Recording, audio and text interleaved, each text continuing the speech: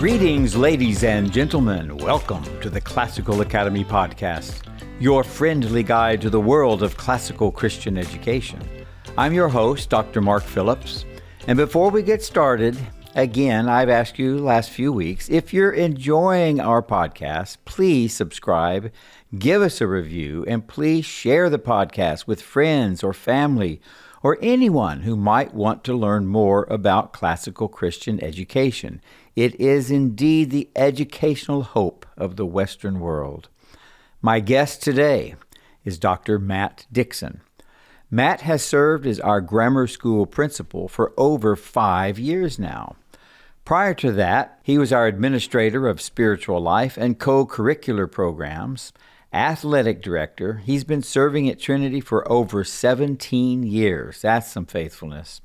Matt is also the co-host of Trinity's other podcast, Different by Design. You'll also want to check that out. Now, here's a fun fact about Matt. He played basketball against Zac Efron in a movie scene. You're going to have to tell us about that. Which scene was it? Which movie? Who won? Well, of course I won. Yes, of course. It was a random thing where I had some connections where they needed some extras, and I grew up playing basketball a little bit, and it was for a movie called S7E9 again. Yeah, I got to play some basketball around some movie people, and yeah, it was a fun experience. And honestly, just to see that world, which can be very sad at times, but just to see and understand that world and be a part of something like that and realize that I did not want to do that. I'd rather be called to working with students and doing what we do here. So it is quite a world. My daughter-in-law is a director. My son scores the movie she directs. And I see that world more than I want to and more than I wish my son and daughter-in-law did. But such is life. Well, let's see here. We're going to be talking about a discipline, mostly at the grammar school level today. So let's just get right into it up front. What is the goal of discipline at Trinity? Yeah, it's a great question. And I think, honestly, for any parent that would be listening, I think it's a question that you should ask of any potential school you're looking at. Sure. It's kind of that thing that maybe we don't always notice. It's maybe the thing we don't always want to talk about, but it's a reality. You go to any school, I think sometimes for a parent, it's sometimes easy to think that a school like Trinity or a school that claims Christ, it means it's perfect, right? That it's full of perfect kids and they're not mean to each other. They don't do anything wrong. And surely my child would never ever do anything like that. Not. And yet, from my perspective and from my standpoint, it's just as much a part of the educational process for a child and for a student because they have a sinful heart, right? They have that as a part of who they are. And part of what we are doing is not just teaching them information, but we use this word around here often, I know at Trinity, and particularly in a classical context, we talk a lot about formation. And so it's not about just filling their heads with stuff, but it's about teaching them what is right and what is wrong. Yes. Right? Morality, virtues. These are the things that are important that our students understand. And I'm so grateful. Every now and then I'll sit down with families and we have conversation about what are they hoping for in a school as they're looking at a place like Trinity as a possibility for their family. And you get a variety of answers, strong academics, Christian environment.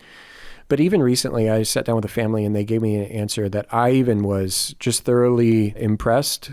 They were probably they're much more mature as parents than I was at that age. They have a young one in kind of the kindergarten, early education level. And they looked at me and they just said, I want them to be a good person. Wow. Like I want who they are. They recognize that who they are was the most important thing. And Indeed. So I think that is the greatest thing that you can ask of a school, to partner with you as parents to say, look, I don't know, you're going to know some science for sure. Yes, we mean to make sure you know how to read. Math's pretty important.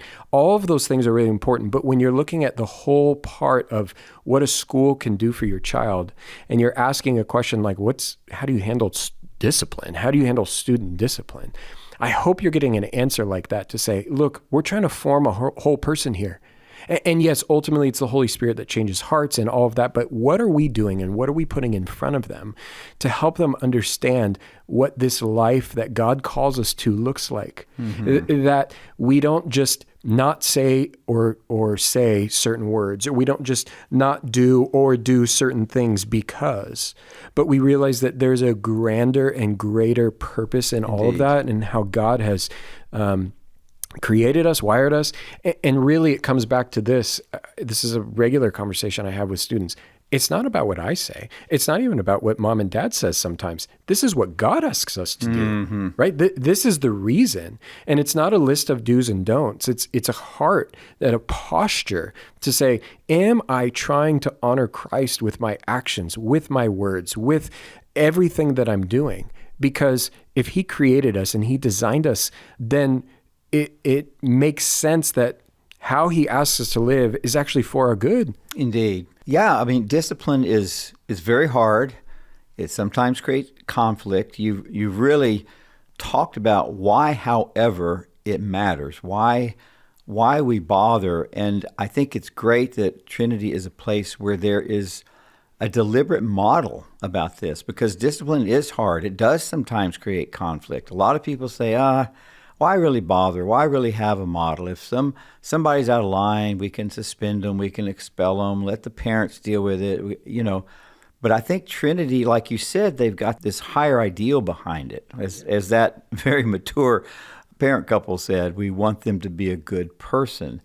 So what is Trinity's model? How would you describe Trinity as having a model of discipline? Really, this even kind of has shifted a little bit for us over the years. But really, as we looked at it, I think a very common model that you'll see in many elementary schools really focuses on behavior modification, meaning do this, don't do that.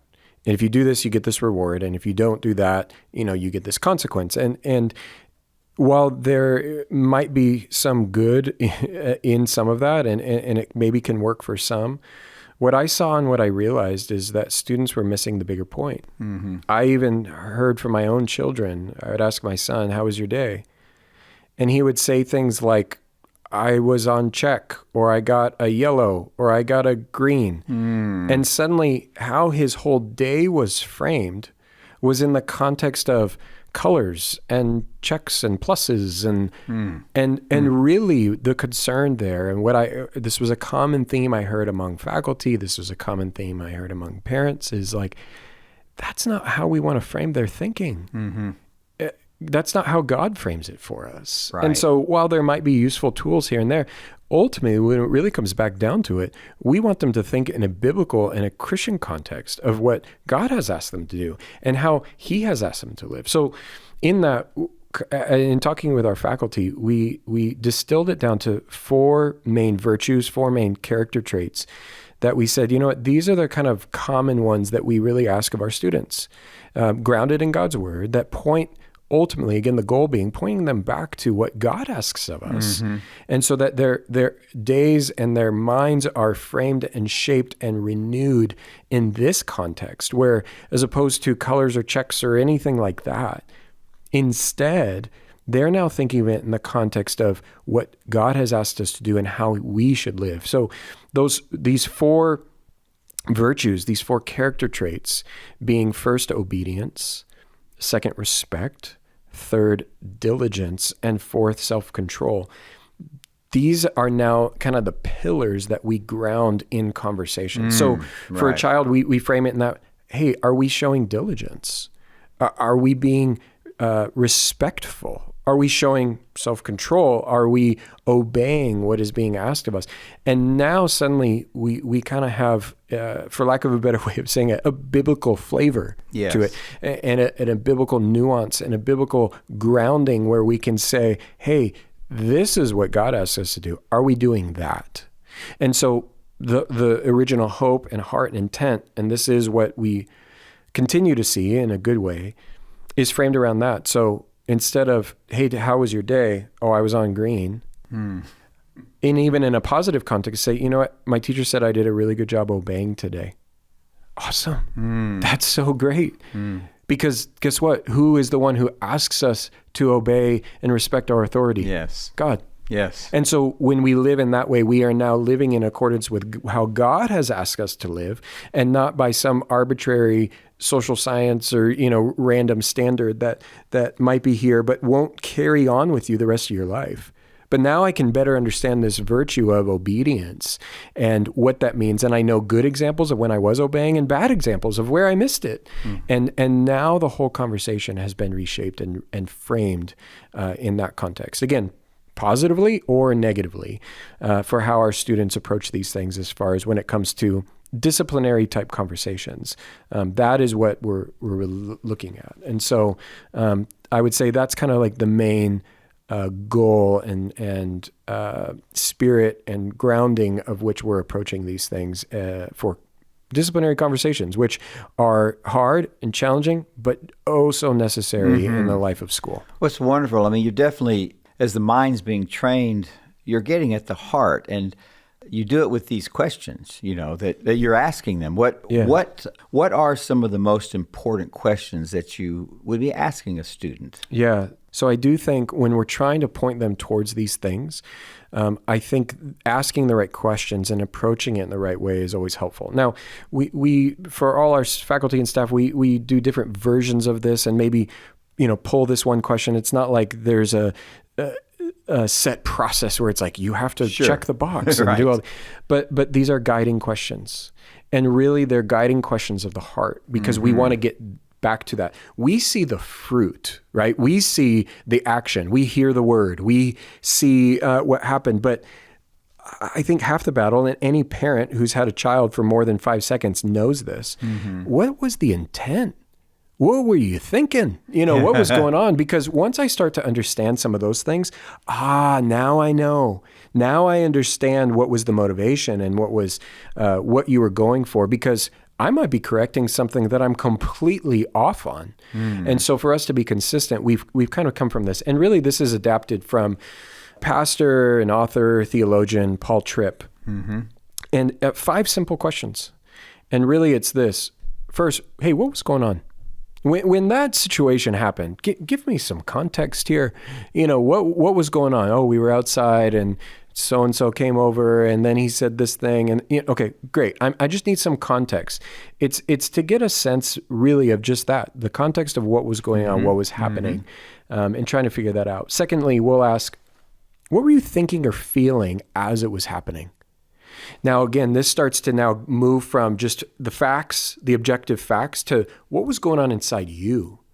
Where were you at that moment? Oh, I was angry. I was really frustrated. And even for them to start to be able to articulate those things of this is what was going inside me. And granted, just because they have a feeling or emotion doesn't make it good or right. But at the same time, it's important for us to know and understand ourselves. And I think that's important for even a 5-year-old to begin to understand, so that as they get older and become mature adults, I mean, I don't know about you, Christmas time always brings out the best and worst in all of us. Yes. And I even, this sticks in my mind a few times where, you go to the mall or somewhere and you're just trying to shop and you can't even find a parking spot. And I'll never forget one time a few years ago, I had someone who, they got out and they were ready. I mean, they were ready to throw down. Like they were ready to go. And this is a grown adult.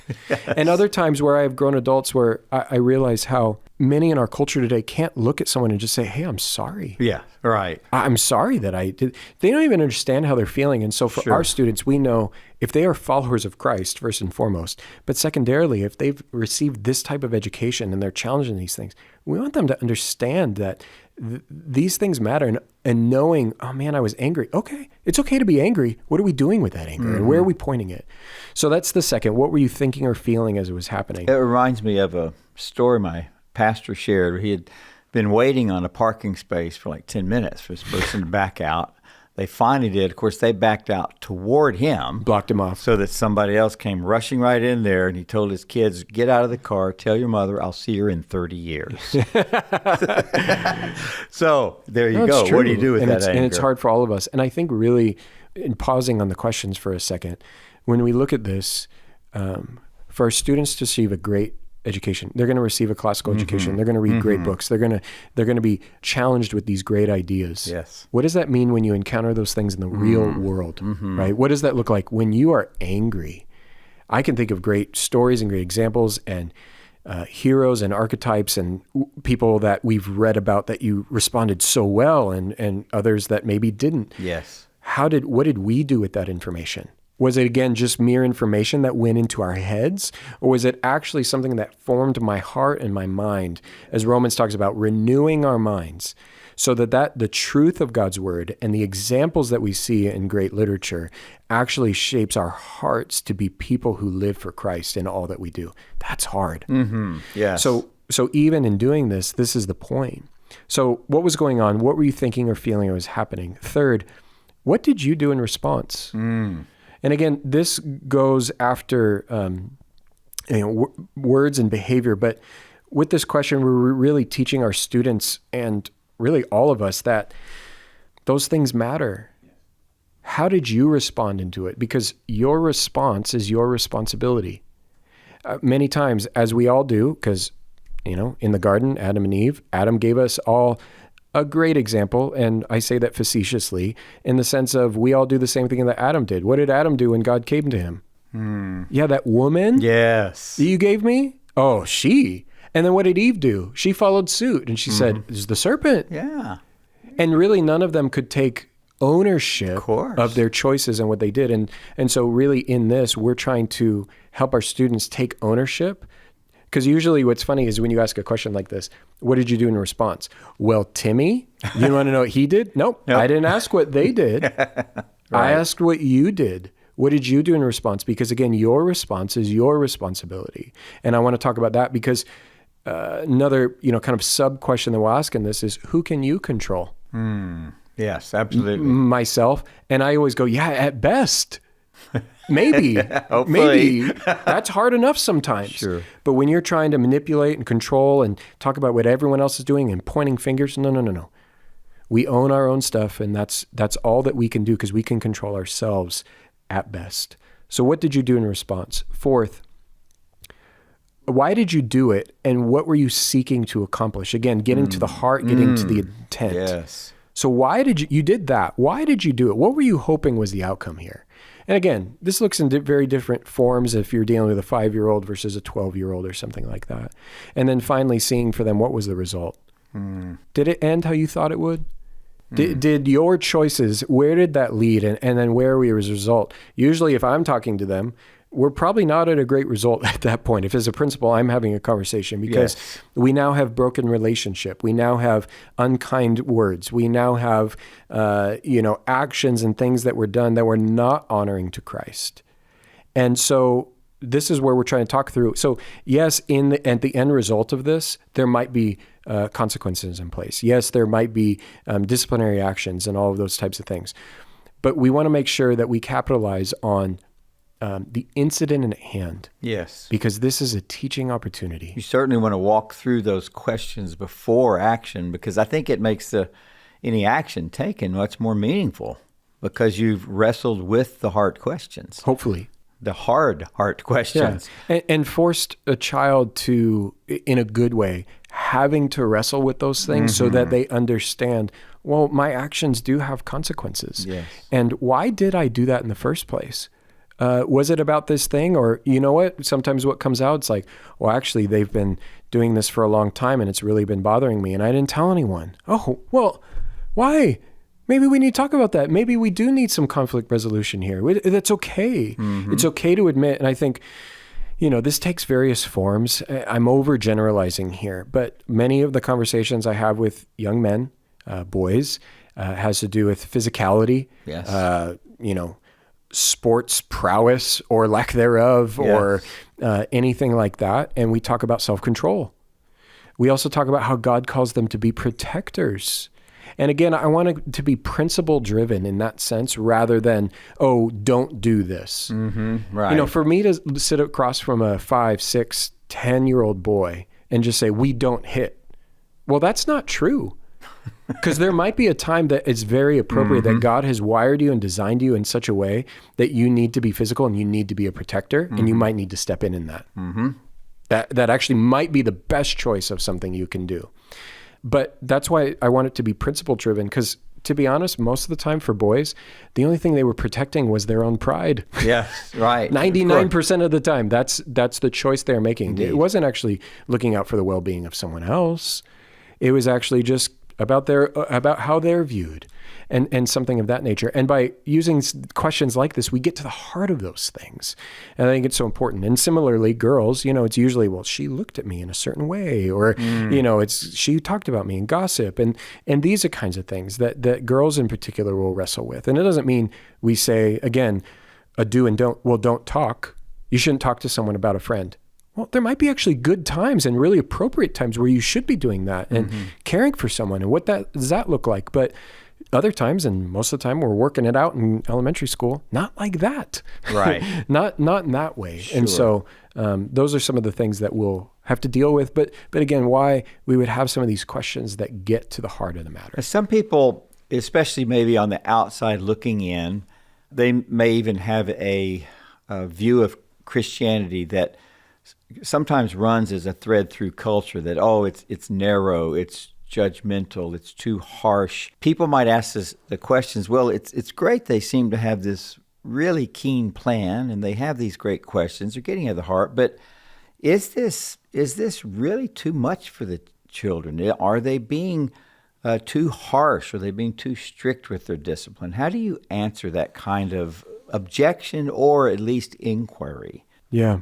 I think it's a fair question. And I think, to be honest, a lot of us take kind of the culture, the spirit, the zeitgeist of our age, Sure. and we try to apply those things in our time and place, and we look at that in our own context as parents or whatever that might be. And I say that in the context because I think a major theme that we hear in our culture today is that, well, God is love.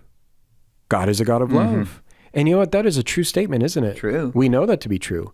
We know that the God who created the universe is a God who, it's actually by his actions and by his word and by our understanding of who he is from a theological perspective, we only have a definition of what love is. But I think those same people maybe need to read the Old Testament. They need to look at that God is also perfectly just and fair in who he is. And really, that God who loves us so much, we are not deserving of said love. And we understand better his love when we first understand we don't deserve it, right? It's in 1 Peter chapter 1 that there's this phrase that's always captured my attention. In 1 Peter, where Peter's writing, and he talks about the love of God, and in it says, things which angels long to look. Long looking, yeah. Angels do not understand the love of God like we do. Yes. Why? Because they haven't experienced the separation, the sin. And so as a result, angels long to understand the same way that we do, because we now understand God's love. Why? Because first we understand his justice. When I understand that I am a great sinner in need of a Savior, then I begin to understand what love really looks like. It's not just this warm fuzzy. It's actually much deeper and greater and broader than that. Yes. You're rolling into my last question. I'll kind of tie it in with where you're going with this, and that is, we've talked about God, Sola Deo. We've talked about knowing what we know about him and discipline from Scripture, Sola Scriptura, and then Sola Gratia, grace alone.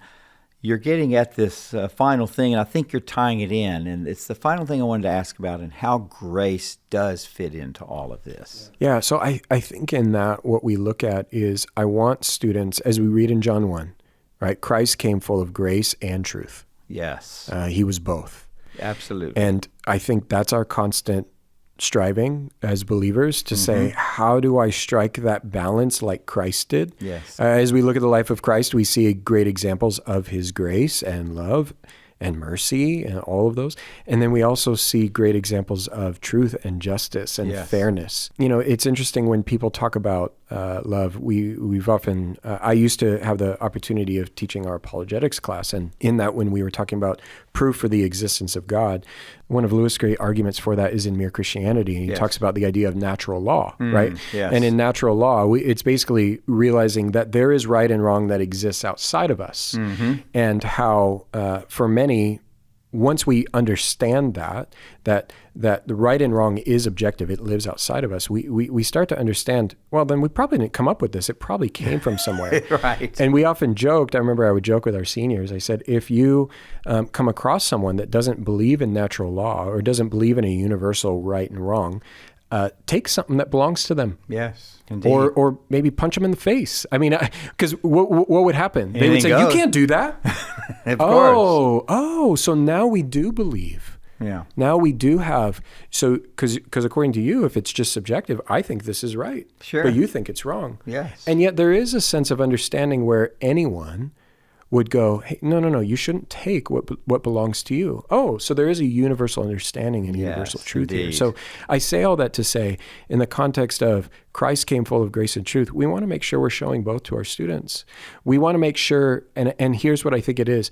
I think our students can understand grace, and I think they can understand mercy when they first understand that there is a standard, when there is a standard that they have broken. Mm-hmm. And so when we have, rules and things that we follow here in our school life and everything, a student has to understand where they have fallen short of that. Mm-hmm. Yes. And then it's in that we can approach these things at times and say, in order to be fair, in order to be just, you earned this.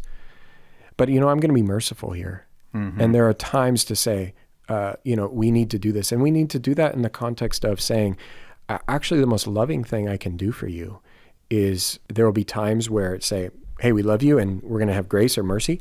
And then there are other times that the most loving thing I can do for you is let the natural consequences of your choices take place. Yes. Because in that, how else are you going to learn? Mm-hmm. How else are you going to learn that I can't cheat on a test? Because guess what? You go get a job somewhere, you're in your 20s, and you think, oh, I'm just going to cheat and cut. Well, you get fired. Yes. At least you're going to get fired, if not something worse. Mm-hmm. Indeed. And for them to understand some of those things. And again, beyond that, bigger than just mere consequences here on this earth is how are we living in such a way that we honor and reflect our Creator? That's really what it comes back to. And knowing...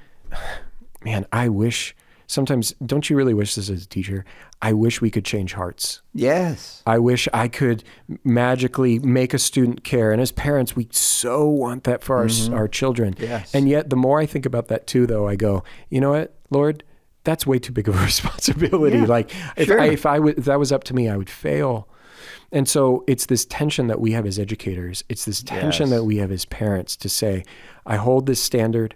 I teach grace, I teach mercy, I teach fairness and justice, and yet, Lord, I give those things to you in prayer to say, shape their heart, use me to shape them. Absolutely. And as educators, we just get to partner with parents in that process. Yeah, this has been such a great discussion for me as a primarily science educator. I teach theology also, but I'm constantly reminding the students, when you're learning the Krebs cycle, electron transport chain in mitochondria, you're worshiping God.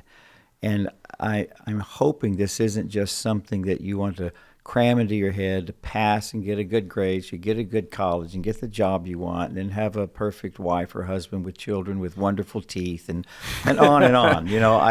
I hope that it's much more than that, and it ties in with this idea of discipline because it's about the heart, and I think that's beautiful. Yeah. And I hope this has been encouraging for people to hear this, that there really is a system, and it's based upon really addressing the heart of man. And it's a wonderful thing to hear. And if I was a parent with a young student here, this podcast would be very encouraging to me, and I hope it is to all of you out there. Matt, thank you so much for these encouraging words today. Yeah, thank you.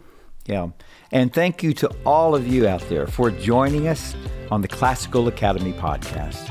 It's presented by Trinity Classical Academy right here in Santa Clarita, California. If you want to hear more about the unique education offered at Trinity, give a listen to our other schools podcast. Matt is a part of that, called Different by Design. Check it out. The producer of this podcast is Shay Ramquist. Cameron Hubbard is our audio engineer. And until next time, let's all continue to grow in wisdom, in virtue, in the love of God, and allow His discipling, loving discipline to change our hearts. Till next time.